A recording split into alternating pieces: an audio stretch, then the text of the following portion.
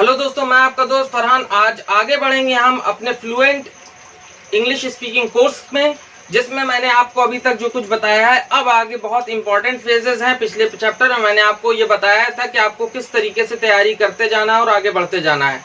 इसी सेशन में आज मैं आपको यूजर्स बताना शुरू कर दूंगा। तो यूजर्स बताने से पहले दो चीजों का बहुत खास ख्याल रखा जाता है, तो वो है नाउन और प्रोनाउन। ये आपने बहुत, आप सोच रहे होंगे कितनी आउटडेटेड चीज बता रहे हैं, लेकिन आपको अभी तक उसका सही इस्तेमाल दोस्तों पता है या नहीं पता है, ये मैं नहीं जानता। लेकिन बिल्कुल अगर नहीं पता है तो पता होना चाहिए, और अगर पता है तो 2 मिनट के लिए अगर आप सुन लेंगे तो कोई हर्ज भी नहीं है। उसके बाद हम पढ़ेंगे सबसे पहले आज इट का यूज। ठीक है, अब अप्लाइड ग्रामर शुरू हो रही है, अप्लाइड इंग्लिश स्पीकिंग शुरू हो रही है, जिसपे कि हम ये सीखेंगे कि हमको सेंटेंस फ्रेमिंग करनी है तो प्रॉपर तरीके से बोलने में हम कितना ज्यादा उसका इस्तेमाल करते हैं। तो दोस्तों आगे बढ़ने से पहले अब आप ये देखिए कि इसमें यूजेस ऑफ इफेक्टिव कम्युनिकेशन। तो पहला जो है वो है नाउन। नाउन बहुत सिंपल सी परिभाषा है, इसकी डेफिनेशन है नेम ऑफ एनी प्लेस और थिंग्स। ठीक है, ये बहुत पहले पढ़ ली होगी, शायद 6 में पढ़ ली होगी, जैसे राम, ताजमहल, हिमालय। ठीक है, इसमें कोई ज्यादा जोर देने की जरूरत नहीं, पता है आप लोगों को।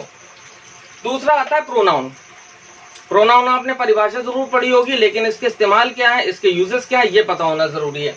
Used in the place of noun, यानी कि जहां पर नाउन हो वहां पर इनका प्रयोग किया जा सकता है एज ए सब्स्टिट्यूट नाउन की जगह पर।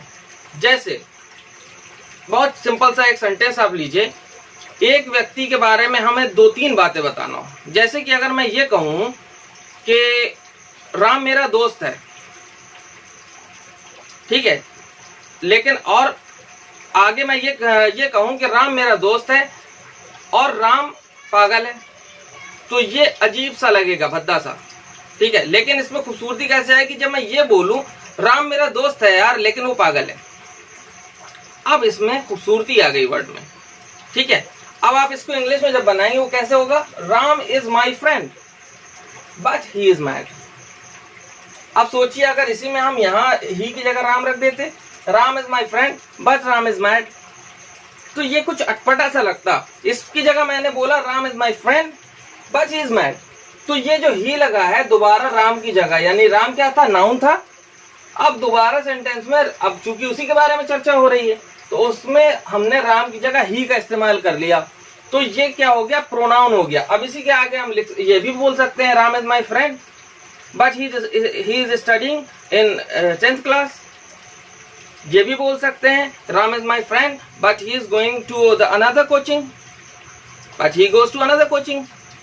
भाई मेरा दोस्त है लेकिन वो दूसरे कोचिंग में जाता है, हो गया ना। तो इस तरह कई सारे वर्ड, जब एक को टॉपिक बनाकर एक नाउन के ऊपर हम कई सेंटेंसेस को बोलते हैं, तो हम उस नाउन को हटा करके उसकी जगह प्रोनाउन का इस्तेमाल करते हैं। ये अकॉर्डिंग टू क्या होता है, सब्जेक्ट, जिस तरह सब्जेक्ट है। अब आपको बात समझ में आ गई होगी कि प्रोनाउन का इस्तेमाल कैसे करते हैं। अब चले आइए इट पर। तो यूजेस ऑफ इट। इट आप सोच रहे होंगे बहुत सिंपल सा, कहीं भी लगा देते हैं उठा करके, लेकिन दोस्तों इसके कुछ नियम हैं। अब आप अगर इंग्लिश स्पीकिंग सीख रहे हैं तो इन नियमों को पढ़ते चलें और आप इफेक्टिव तरीके से बोलें। ये ना हो कि आप अगर कोई चीज पढ़ें ना तो उसको इस तरह डीपली पढ़ें कि कोई आपके ऊपर उंगली जल्दी ना उठा पाए। ठीक है, इसकी कुछ चीजें हैं, बहुत छोटे छोटे सी हैं, चलिए पढ़ लेते हैं। जब भी महीनों के नाम हो तो इट का इस्तेमाल करते हैं। जैसे इट इज जनवरी।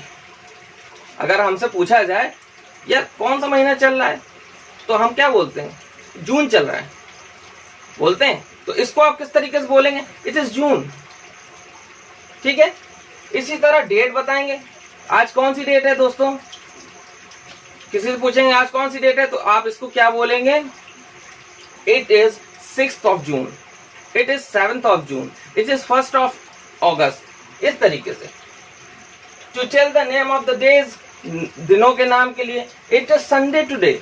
जैसे कहते हैं आज क्या हो रहा है, तो हम लोग कहते नहीं अरे संडे है यार, तो क्या बोलेंगे, it is Sunday today, we have to have fun, we have to watch a movie, I will go to movie. इस तरीके से बोल सकते हैं। ठीक है, उसके बाद to tell the year, it is 2020, Which year is passing? Which year is going on? It is 2020. इसी तरह अगर ये बोले कि आपने हाई स्कूल किस सन में किया था, तो आप क्या बोलोगे? 2003 में। तो आप इसको इस तरह ही बोल सकते हो, it was 2003।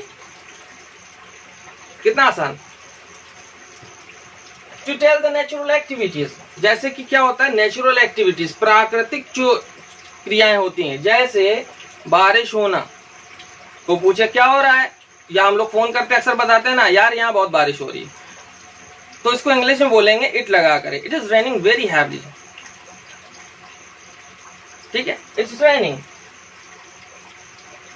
It is very hot today, कहते हैं ना आज यार बहुत गर्मी, इट्स वेरी हॉट टुडे। इस तरीके से इस्तेमाल करेंगे। उसके अलावा अगर ना अल्फाज का वर्ड आए तो भी इट का इस्तेमाल करेंगे। कैसे? जैसे सिगरेट पीना बुरी बात है, it is bad to smoke. शराब पीना बहुत बुरी आदत है, it is very bad habit to drink. समझ गए? उसके बाद जैसे समझ गए ना, शराब पीना बुरी बात है, ज्यादा बोलना अच्छा नहीं होता, इस तरह का कुछ भी आप जिसमें ना आ जाए, ज्यादा काम करना अच्छा नहीं है, या ज्यादा सोना अच्छा नहीं है, कुछ भी मतलब इस तरह के वर्ड हो तो इस तरीके से बनेगा। Use for non living things, normal animals, creature and unproductive sexually person, that person who doesn't have the ability to do the sexual performance, so that person would be in that case it would be used in the place of that person to denote that person। ठीक है, तो क्या हो जाएगा? जैसे it is a book बोलते हैं ना, ये किताब है, कहते हैं ये क्या है यार, किताब है, it's a book। या किसी बच्चे ने पूछा किसी तितली को देख करके कि पापा ये क्या है? बेटा इट्स बटरफ्लाई, बोलते ना। ठीक है, उसके अलावा क्या हो जाता है? To tell the time, time बताने के लिए भी, क्या टाइम हुआ है? It's 2 o'clock। क्या टाइम हुआ है? It's 5 o'clock evening. इस तरीके से अब आपको समझ में आया इट का इस्तेमाल तो है। मैंने आपको जो सेंटेंसेस बताए हैं वो ज्यादातर यूज होने वाले सेंटेंसेस बताए हैं दोस्तों। अब आपको करना क्या है? अब आपको करना ये है कि बहुत सारे ऐसे बोलचाल के आप सेंटेंसेस बनाइए और उसको बोलने की कोशिश करिए। अब आज से कोशिशें शुरू हो गई दोस्तों, पढ़ाई हो गई बहुत, अब अप्लाइड चीजें शुरू हो गई हैं। अब आपको रोज जो पढ़ना है उस पर बेहतरीन प्रैक्टिस करना है, अपनी आवाज को रिकॉर्ड करके सुनना है, जैसे मैंने टिप्स बताए थे। ठीक है ना? तो आज आपने इट का यूज सीखा।